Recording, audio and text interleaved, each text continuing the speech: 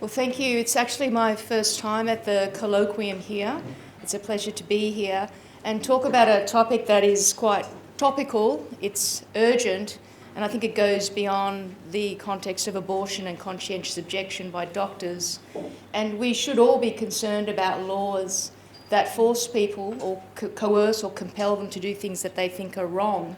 Because every time we do something that we know is wrong, it harms our dignity because it's requiring us to act against our reason.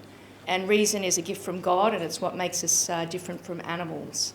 So my talk today is going to centre on the findings of my doctoral dissertation in law, which was a thesis on sort of the philosophy of conscience. It then had a juridical component about conscientious objection clauses, and then some stuff on the domestic law in Australia to do with conscience clauses in abortion.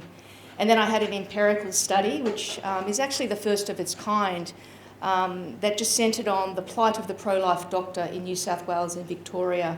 So no one's really interested in their plight. You don't get any scholarships for doing this type of research. And when I started, I think there was one study from Norway that involved 7 general practitioners. And they were conscientious objectors to abortion, and it focused on how they felt about referring people on to a hospital or to an abortion provider. And at the time, I didn't think that the findings were particularly robust. I have some views as to why that might have been, but most of them didn't express a huge amount of distress. Most of them were referring people on. So my study involved 35 doctors who had self-identified as being conscientious objectors to abortion from New South Wales and Victoria, and it's what they call a descriptive interpretive study. So it was a qualitative study involving many hours of interviews with them. I used a methodology called focused discourse because I wasn't really interested in what all doctors think about it. I was interested in what a stakeholder, which is the conscientiously objecting doctor, thought about the laws that had changed and their attitudes and experiences to being a pro-life doctor. And so the findings were always measured against a pre-interpretive framework that aligned with their perspective on things like what is conscience, what's wrong with abortion, and the very vexed issue of moral complicity. And just a sidebar note, this is the battleground today. Most people today think it's rational that a doctor would not want to perform a direct abortion. Where most people have a grey area is they don't understand why people would not want to refer someone on to have that service provided, given that it is lawful. So the pre-interpretive framework I really took from the natural law, punctuated by Aquinas, and really finished off with the teachings of the Catholic Church because they are simple, they are ordered, and they are systematic.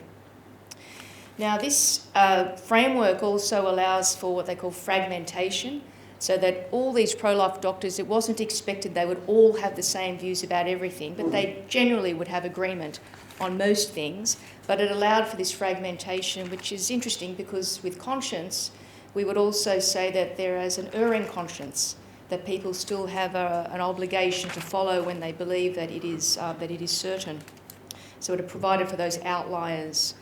So my talk will just talk a little bit about the background, why did I do this research. I'm just going to highlight 1 or 2 findings because of time and some takeaway points, and then I'm very happy to answer any questions or comments. So just the background to the study, it's certainly not unusual that a citizen will find themselves at odds with the lawmaker in relation to a viewpoint that is religious or moral. You can look back to antiquity for examples of this. We can look at the Old Testament, and I think it's the book of Maccabees and the 7 brothers who refused to eat the sacrilegious meats, and I think they were martyred. You could look at Greek tragedy and Sophocles' Antigone, who refused to follow the directive of her brother Creon to bury her brother Polynices. We'll move to the Middle Ages. We have the excellent example of St. Thomas More, who refused to sign the oath of supremacy, which really sort of prohibited the Pope from having any interference with English ecclesiastical law. It was an act of private conscience. He wasn't specifically trying to impose his view on other people. He was making the point that it would cause him harm to do something that he knew was wrong. If you look at the 20th century, we've got people like Martin Luther King Jr. and his beautiful letter from a Birmingham jail calling for civil disobedience to segregation laws. It's a letter that I require all my first-year law students to read, not just because it's beautiful writing, it's a lovely way of doing argument and counter-argument in charity, but it talks about the natural law and justice, and it advocates for Augustine's classic position, lex injusta non est lex, unjust law is no law at all.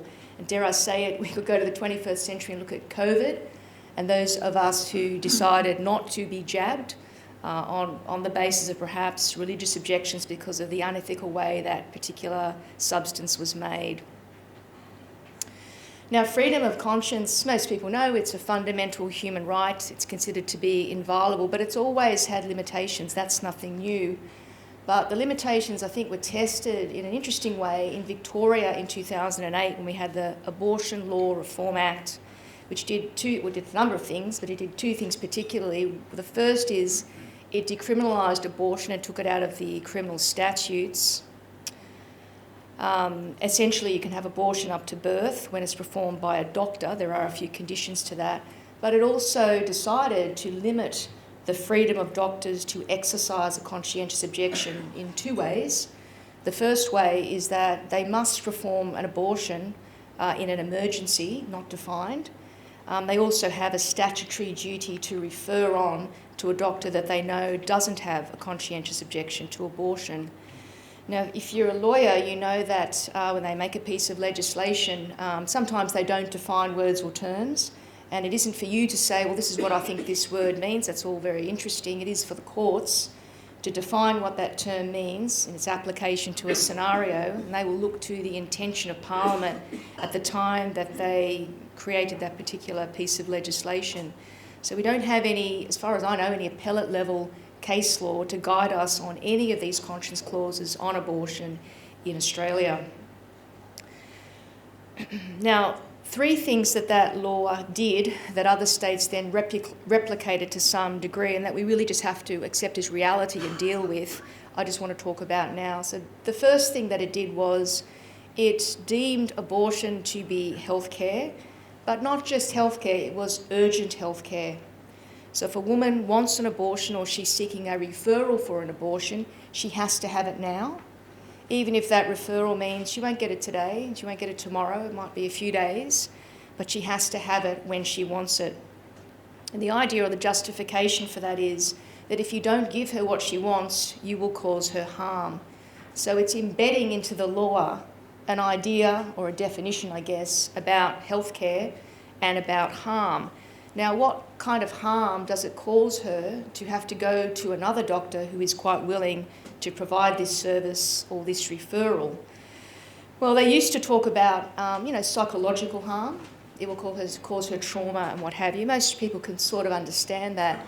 But there started to be a lot of research that challenged this and talked about abortion on its own per se being the cause of ongoing psychological sequelae and the very difficulty of disentangling maybe the mental health challenges the woman might have had in the first place that led her to seek an abortion and those that she might have had after actually having one. So they sort of gave up on that as being something that's causes a little bit of conflict. Even the World Health Organization will say that a woman who has pre-existing mental health challenges is more likely to have psychological sequelae as a result of having an abortion. They now move to something called dignitary harm, which is very interesting because you can't measure it. It's totally subjective. There's no prognosis. How long can you be offended for? How long will you be embarrassed?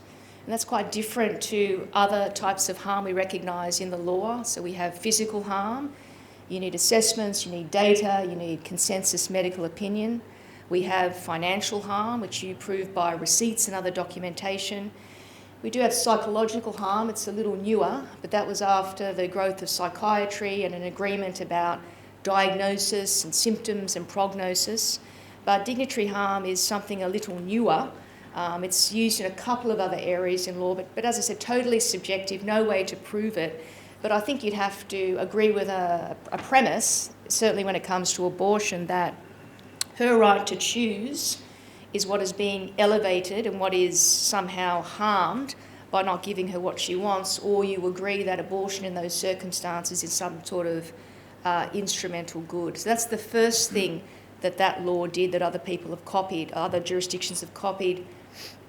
The second thing that it did was it embedded into the law an understanding of conscience, which is interesting because we actually have no definition juridically of what conscience is and how it operates, its nature and what have you. There was really no discussion about it beyond the fact that most people agree it's a sort of a deeply held moral belief. But what harm is caused when someone transgresses their conscience? Well, it obviously depends upon what you think conscience is and how it operates. So one viewpoint is that it is really just emotion. You're emoting. And if you're emoting, why on earth would you create laws to protect that emotion? The other idea is it's subjective. You know, who's to tell what's right or wrong? There's no objective morality in the world. You know, you do you. And out of epistemic modesty, don't put your views on somebody else. You can sort of subdivide what you would do yourself, but as a doctor or healthcare professionals, you must follow and put it onto the patient what they want to do and their autonomy. That's the highest way you can respect their dignity. And that's very different to the natural law Catholic view of conscience, which has a number of premises. I don't have enough time to go into it, but essentially there is objective morality. We do have a common human nature. Freedom is doing what is right, not what you want. That there is a cognitive dimension based on reason, not feelings, about your conscience. Shame has a purpose, and we do have harm from betraying our conscience. And there's 4 types of harm that come up in the teachings and the reading. So the first type of harm is when you are treated really badly, when you actually refuse to act against your conscience. That's number 1.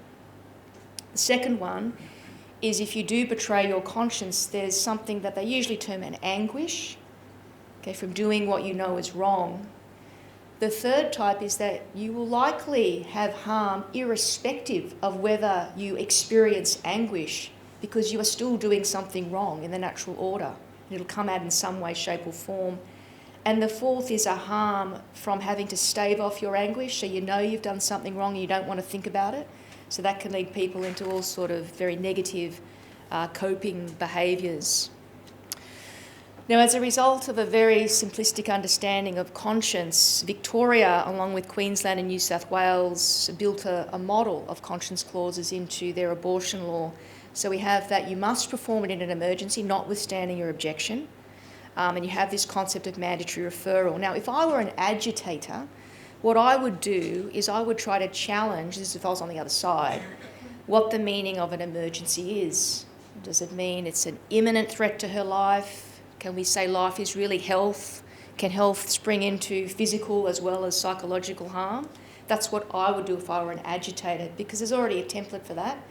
Okay, originally in the criminal statutes, abortion was only really permitted or lawful if it was to save the woman's life, and it was through a succession of court cases that term life got expanded and broadened into what it is today, or what it was today at that time before they decriminalised it, which was just fairly easy to meet that threshold of needing an abortion.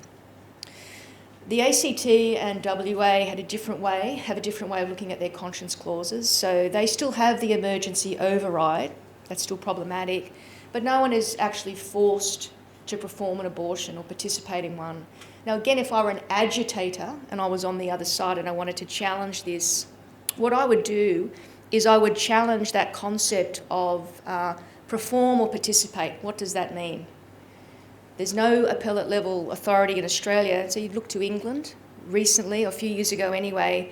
Their courts decided that there was a difference between directly participating and indirectly participating in abortion. Okay, so we would call that cooperation, natural law understanding. And so they decided that there were certain actions that were kind of on the periphery, and they were fine, that the statutes didn't cover that type of exercise of one's freedom of conscience. And if I were an agitator in those states, I would try to get in through that way, that it's really okay to have to refer to an abortion provider.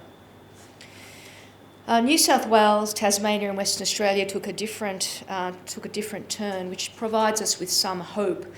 That we still have the emergency override in those states. We do have mandatory referral, but the way in which doctors discharge their duty to refer is a little different. The way that they can discharge their duty in these states is they can refer to a third-party organisation that doesn't perform the abortion itself and is supposed to give sort of all options. And so for some people who are conscientious objectors, this may be acceptable on the basis that it breaks the causal chain, that there's still some opportunity for the woman to perhaps change her mind, and then they're not directly responsible for the end outcome. But what I found in my study was the caveat that most doctors gave me was, I'd be okay with that, but only if I'm still allowed to give them my own information about groups I think could support her. They didn't want to trust the perhaps government agencies or other agencies to really provide, all options counselling. And that's a little bit problematic, it's a little bit technical, but when you read the Tasmanian regulations, as I read them anyway, I'm not sure that a conscientious objector can sort of keep talking to the patient once they've declared their objection. I think there may be more room to do that in the wording of the New South Wales statute. The third thing that Act did was it really embedded into the psyche that there is harm to a woman that is greater than harm to the doctor in forcing him or her to do what they think is wrong. But we just mentioned before, how do we measure this harm? How do we measure it for the woman, and how do we measure it for the doctor? They're both equal in dignity. The ability to choose and not to facilitate abortion should be equally respected, but the state has thrown it back onto the objector to take the hit.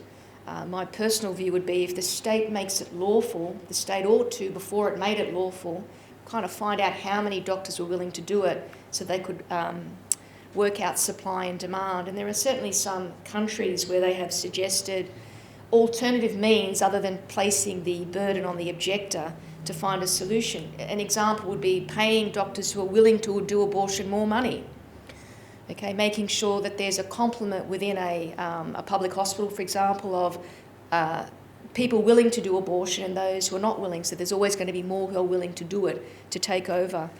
Paying people some sort of subsidy in order to go out to those maybe rural areas where they don't have as many practitioners who can provide this service.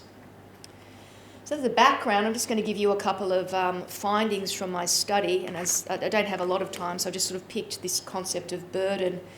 So just starting with a snapshot of who actually agreed to be interviewed. Well, I had, as I said, 35 doctors, 19 from New South Wales and 16 from Victoria, 11 females and 24 males. About 9 were less than 5 years out. About 9 were greater than 15 years, and about 17 were sort of between the 5 and 15 years of experience. There were 17 general practitioners, 6 consultants, and 12 people who worked in public hospitals. And then I also took down their religious affiliation because I'd seen in other studies that there seemed to be a link or a correlation between their religious faith and their status as an objector and how far they will go. Unsurprisingly, most of the participants were identified as being Roman Catholic, 25. I had a couple of Mormons, a couple of Adventists, 4 Protestant Christians, and 1 person of no religion. Now, when I had done my literature review, I thought it was very interesting that there was a lot of quantitative big studies, particularly in the US, that looked at the views of all doctors to conscientious objection. And there was a very confused approach. So you'd have most doctors saying, well, of course, doctors should never be forced to do something they don't want to do. But when you drill down to the detail and you mention abortion, then the numbers start to fall off. If you mention something like not having to refer, the numbers got very, very small. So their attitude really changed depending upon the service. And that's a problem because we probably should start with the phenomena of conscience first before we make a piecemeal solution based upon services, because you'll get very mixed kind of conscience clauses. Now, something that the Catholic respondents did was they moved as a very solid block, and when I had chatted to them, I realised that a lot of them had gone on to do further study. So a lot of them had actually been graduates of the John Paul II Institute, where they'd done their bioethics, and they just knew the terms like that. And they were able to give very clear justifications. They were very confident in articulating the basis of their objection and its scope. Okay, and they also, I thought, had a lot of charity. They weren't trying to change the law. They didn't want to put abortion back in the Crimes Act. They just wanted to be able to practice as moral doctors and not have anything to do with abortion. So they all moved as a pack, and I thought that was interesting. So I asked them some yes or no questions. Do you disagree with direct abortion in all circumstances? They all said yes. I didn't get that from some of the other participants. I asked them about whether they agreed with referring to a provider who would perform abortion. They all said no referral. That wasn't the same with the other participants. And then I asked them about contraception. Do you prescribe contraception? And they all said no. So I think before we had conscience clauses and abortion, Catholic doctors had to deal with contraception to start with. So I think they already had some training in this area. I found the Mormon participants, the Adventists, the Protestant Christians to be a little bit confused in their answers. So they'd say they were a pro-life doctor, but they made exceptions. And they might have made exceptions for fetal disability. It could have been for if the mother was in a particularly precarious financial position. You push them a little bit further and they couldn't really tell you exactly why that it was okay in some circumstances, but not in others. In relation to referral, they were much more willing to refer. In relation to contraception, they couldn't understand it. That's just a Catholic thing. Okay. The person who was of no religion, would you believe, totally aligned with the Catholics, or very consistent. They're of no religion, but they were very consistent in terms of saying exactly the same thing as the Catholic doctors, the position that they took. Now, in relation to a number of things I measured, one was their burdens. And so a number of themes came out. What are your burdens from being a pro-life doctor? There's 4 themes. The first was negative comments, receiving negative comments. Half of them said they'd experienced that. About a half of them had fear of reprisals. A third of them had been the subject of complaints, and a fifth of them had actually lost their jobs. And so I'll just talk a little bit more about that and give you maybe a couple of quotes. I'll just start with negative comments. Here's a quote from one young doctor. In 3rd year, an obstetrician who held an important position at the college gave a lecture. Part of his talk was on the medical aspects of obstetrics, however the other part was blatantly making fun of people with religious beliefs. I remember he showed us a derogatory cartoon of Christ and was trying to belittle religious people and trying to get other people not to go down the same path. A lot of things in medicine are unprofessional. That lecture could not have been given in an accounting firm or a law firm. The idea of making crude jokes about a religion would just never happen. Here's another one from a rural Victorian doctor, Catholic, between 5 and 15 years of experience. I recall one guest lecturer in 1st year was particularly nasty and ridiculed people who were pro-life. They inferred that the profession mainly held a pro-choice view, and it was a little less intelligent for a doctor to hold a pro-life view. Now, when we talk about fear of reprisals, if you go to Aquinas, he will say, it's the unsettling of the soul that is fear, and its power resides in the person's belief that they cannot overcome the evil, but it still has to be regulated by reason. Legitimate fear requires the possibility that the threats associated with it can be executed and are likely to be executed. Are the fears reasonable or the result of a weak will? Okay. Now, I found in the New South Wales participants at the time that I interviewed them, there actually wasn't a statutory duty to refer. Many of them thought that there was, mainly based upon maybe policy of their hospital. Okay, but still, mainly the young doctors had a great fear of reprisals. Many of them had never really ever spoken up in their life, so they didn't have any guarantee about what would happen. But they had a lot of concerns, and I'll just read out a couple of quotes here. At university, you don't have any power to speak out against it. There is an expectation that everyone will practice as per the consensus. It's not even raised by the lecturers or tutors that there might be people who believe differently. I felt like there was no point in speaking out. I was concerned about how the law would affect my practice. At that time, I did not know many doctors who had the same beliefs as I did and could give me the confidence to practice in line with my beliefs. Having to speak out to supervisors made things more difficult. I was concerned about how it would affect me as a junior doctor. I thought being a GP would be easier, but we are at the forefront of life issues. When I applied for the training program, I did not disclose my objection in interviews because I thought it would have a negative impact on me. I decided to handle the situation when it arose, although I didn't have a plan about what I would say. Here's another one. People with my views choose silence because they are afraid of the consequences. It's not because the overwhelming majority of doctors are anti-Christian, but those who are really are and are vocal about it and angry with people who hold my views. Joining medicine is like joining a club. They pick you on your personality as well as your skills. It's a very social profession. When they're picking someone to join them, they say, who do I want to spend the next 40 to 50 years working with? And that influences their decision when they interview you. People don't push these issues much as they don't want to be known as the weird Catholic guy that makes the job just that little bit harder because he won't do these things. I'll come back to that. Complaints. 8 people reported being the subject of informal complaints or formal complaints to their regulator or their employer. But all the formal complaints were not made by patients, they were doctors making formal complaints about other doctors. So an example was one Victorian doctor I interviewed, greater than 15 years experience, a GP, a Catholic, who refused to refer a woman on for a late-term abortion, sex selection, social sex selection at 19 weeks. She achieved that abortion. She's still his patient. But the medical board investigated him. It's called an own motion. And it was a year-long investigation. It obviously took his toll on him with legal fees, sleeplessness, anxiety, and those sorts of things. But ultimately, he was issued with a caution. There was another example of a young O&G resident from New South Wales, a Catholic. She did not disclose her objection to her supervisors when she started. She just hoped it wouldn't come up, but it did. One day she was asked to insert an IV for a late-term abortion.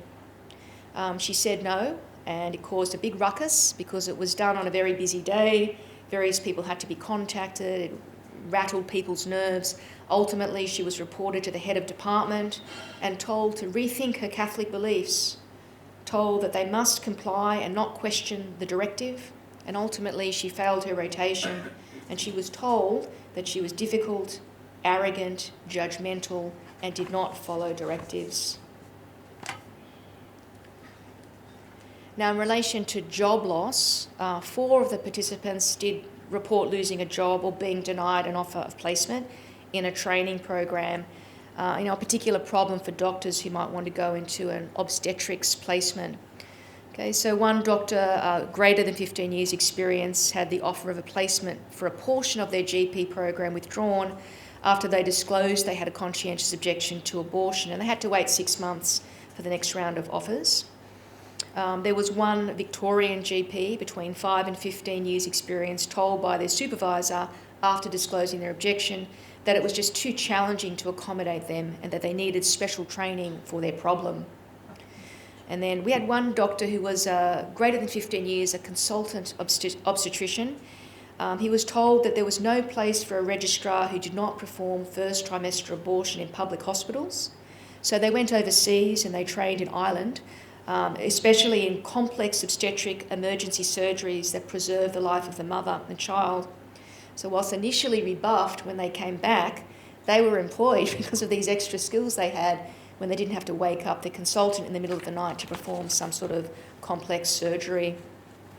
So that's just a little snapshot of some of the findings, but let's look at some solutions, and I'll just give you the ones that were helpful because it's good to be hopeful, isn't it, and positive about this sort of thing. So one of the successful strategies was self-accommodation. So that is, maybe removing oneself from certain job opportunities. This requires compromise and it requires an acceptance that they are in a minority position. We can't always change things to suit our preference. So, for example, some of them would say, I'm dedicated to rural medicine, but I won't do remote. Because in remote, it's likely the community will want abortion or medical abortion. Okay, I can't provide it. It's a fair way to get to the next town, but at least rurally I can be in practice with someone else, or the next centre or doctor is not that far away. Being prepared to accept that the practice will not allow you to consult with certain patients, and maybe you have to go elsewhere. Okay. If they have to work with others, a lot of them just gained an extra skill. I don't prescribe contraception and I don't refer for abortion, but I do naprotechnology or something like that. So they had an extra skill that they were able to sell that their colleagues, their peers and fellow workers were happy with. Another idea people had that worked was that some of them only worked in Catholic hospitals. It's much easier to explain your objection, you would hope, in a Catholic hospital.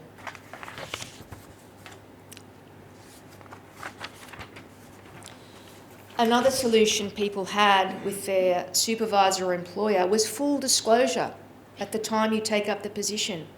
Not waiting till there's an emergency where people get annoyed with you and sort of being nervous because something has happened. Full disclosure at the start, a clear articulation of why, and an understanding of maybe doing some extra work, okay, to make up for the fact that maybe you're burdening other doctors to do extra work.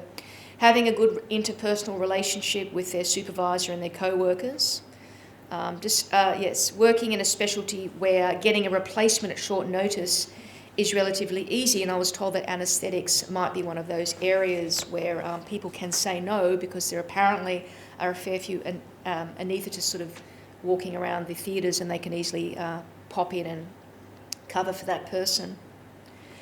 When you look at college or university practical possibilities, this had a lot to do with the lack of confidence of the younger person. I teach law now at the University of Notre Dame, and I can see a lot of posturing from the law students, a lot of arrogance and what have you, but they're law students.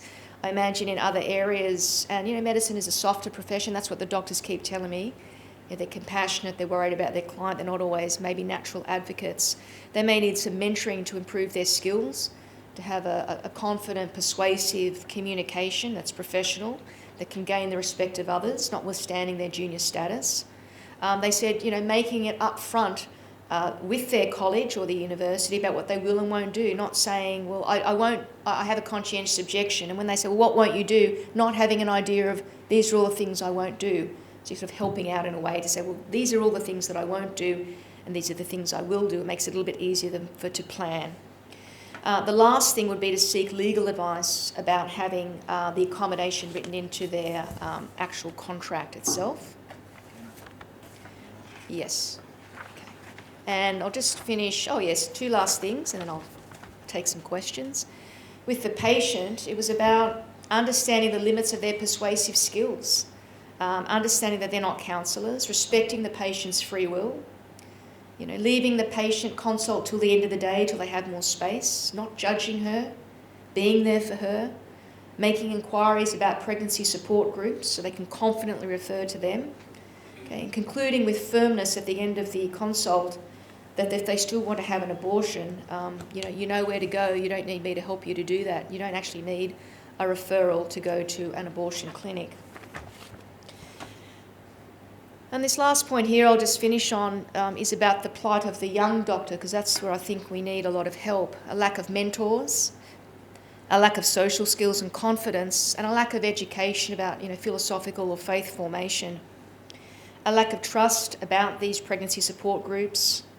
Okay, so that they can be remedied by knowledge, I think we would agree. But here's some other things. Fear and awe of hierarchy, wanting to be likeable and non-offensive, a lack of honesty about what matters more, a fear of suffering embarrassment, a shame of saying one is Catholic, and a lack of courage.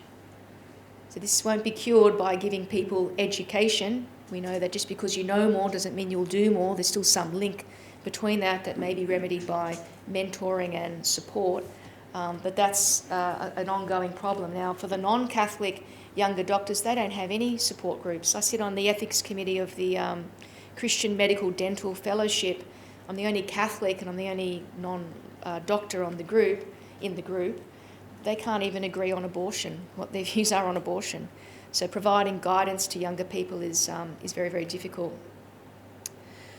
When you talk about conscience, you might say, well, what do these pro-choice people want? They have all they wanted now. You have abortion up to birth.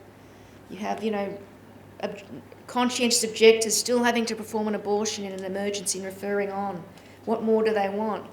Well, you have to sort of reflect on this, and if we really believe in a common human nature, and if we all believe that we are programmed to do the good and to avoid evil, no one likes to think that they're hurting other people, especially doctors. They don't want to think that what they're recommending or doing is immoral or evil. Okay, it unsettles their conscience, and what do people do when that happens? They have to silence dissent, don't they? They don't want anyone talking about it confidently. Okay, I think the next threat will be to pregnancy support centres. There are very wide powers of groups like the Healthcare Complaints Commission, that's what we call it in New South Wales. Every jurisdiction has one, very wide powers to shut down people, even who aren't health professionals, but who give information about health-related matters. Now that abortion is health care, you can have these very well-meaning groups maybe giving advice to people that they will get complained about for being not health professionals giving it. Thank you.